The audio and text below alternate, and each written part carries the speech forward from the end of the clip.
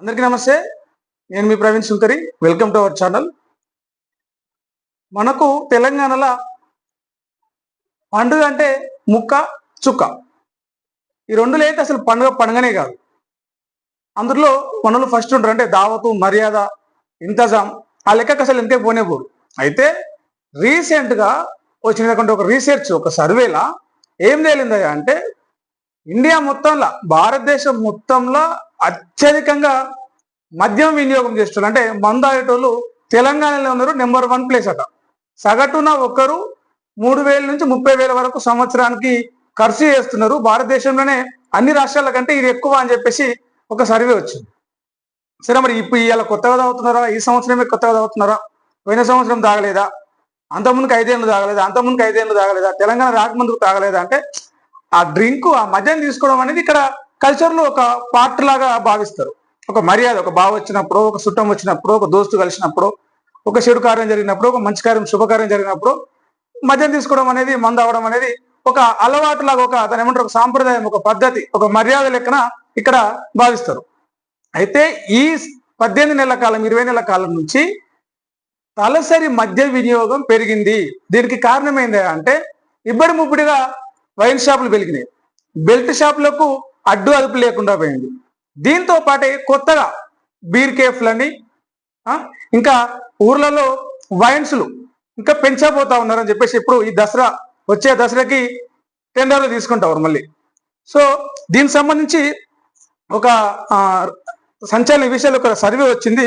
దానికి ఏది, national institute of public finance limited, national institute of public finance and policy చేసినటువంటి ఒక స్టడీలో, ఒక నివేదికలో విషయాలు అనేది ఏడాదికి సగటున 3,061 రూపాయలు ఖర్చు పెడుతున్నారంట దీని మీద, మద్యం మీద ఒక మనిషి సగటున. ఇది 3,000 నుంచి 30,000 వరకు ఉందట. అదే ఇతర రాష్ట్రాల్లో జాతీయ సగటు చూస్తే 486 రూపాయలు మాత్రమే. కానీ తెలంగాణ సగటు మాత్రం 3,061 రూపాయలు.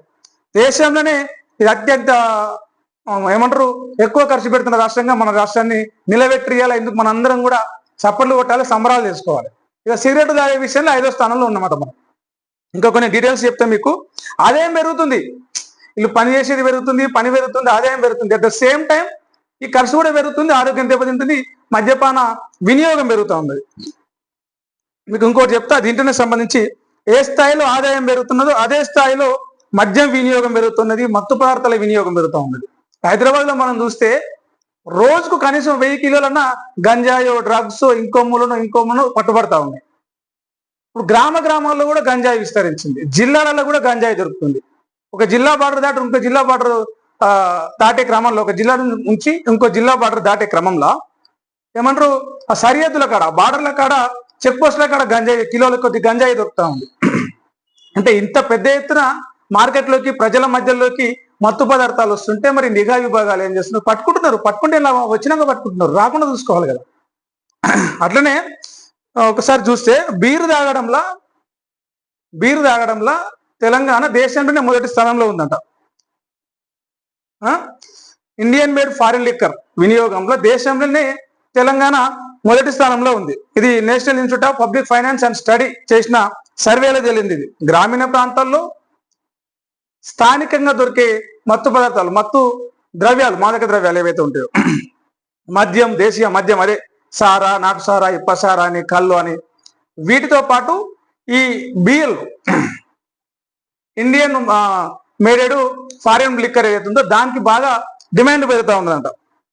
గ్రామాల్లో ఉన్నవారు స్థానికంగా దొరికే మద్యానికి బాగా అలవాటు పడి డబ్బులు ఖర్చు పెడతా ఉంటే, హైదరాబాద్లో ఉన్న వాళ్ళు కొంచెం బ్రాండెడ్గా డబ్బులు ఖర్చు పెడతా ఉన్నారు. ఈ లెక్క ఎట్లా ఉందా అంటే, ఒక విదేశీ మద్యం కోసము, ఒక బీరు కోసము సగటున ఏడాదికి ఒక మనిషి 3,060 రూపాయలు ఖర్చు పెడతా ఉన్నారు. దేశవ్యాప్తంగా ఒక మిగతా రాష్ట్రాలకు దేశవ్యాప్తంగా సగటు చూస్తే అది 486 రూపాయలు.